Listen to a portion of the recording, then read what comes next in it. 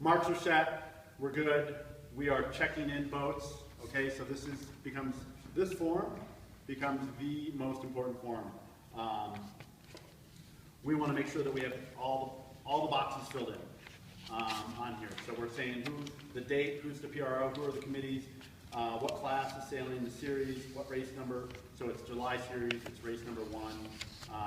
What the course is, you just need to put down like KE, just put KE, and number of laps, 2.5 laps. We have the big numbers, right?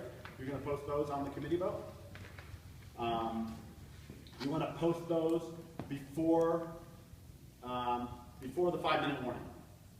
Okay, so preferably at 6. If it's the 3rd day of racing and you've got 2 races in because of no wind or bad weather or whatever, run it 2 because you get them back fast. You can restart fast. That downwind finish gets that second race in.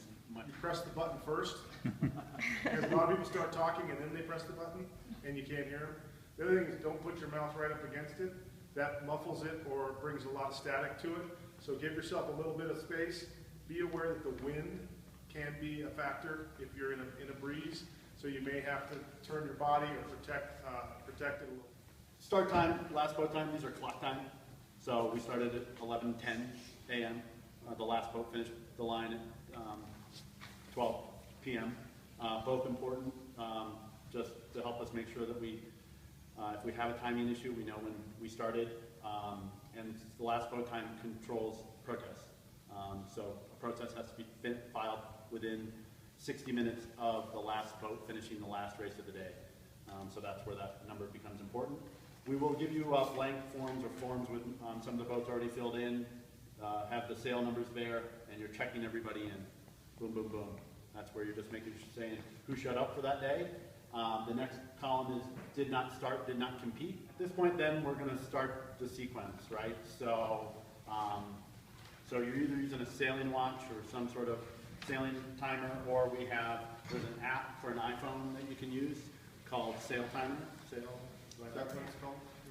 Yeah. Sail Timer, and it works really well. We have a device to keep your phone dry and a device to hold your phone on the committee boat, and you can then just run the race right from there with the starting time. I typically do maybe a 7-minute timer so that I have a minute to start before the 6-minute, just to give everybody a deep breath to say, are we all good? Everybody knows what's going on.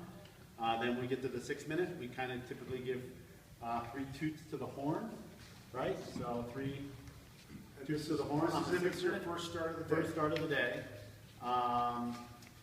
If you're not familiar with these you have to hand pump. This will run one E-race sequence. You will probably need both of them to run a M sequence all the way through. But they're just a bike pump, and you just pump them up to run that. And then this becomes your friend. This chart is everything you need to know about the starting sequence and flags. You just want to make sure you have somebody who's in charge of flags, somebody who's in charge of horn, and somebody who's in charge of recording, and the driver can help with some of that. And this ultimately tells you what horns to have, when the long horn is, when the short horn is, and runs you through the whole 5-minute sequence. Seldom is it perfect here in Grand Lake. We love it if it blew in the same direction all the time. And if we can get a reasonable upwind start going that isn't completely unfair to the fleet or certain people in the fleet, meaning that the wind switched 90 or 180 degrees and it can actually be dangerous when that happens, try to stick with it. But if you don't, and if it does switch on you big time or postpone. Worst case scenario is, and you can do this really fast, don't overthink it, right? You blow 2 horns for a postponement, reset your clock and to 6 minutes and say blow a horn, and the postponement comes down. You literally just added, it's only 6 minutes.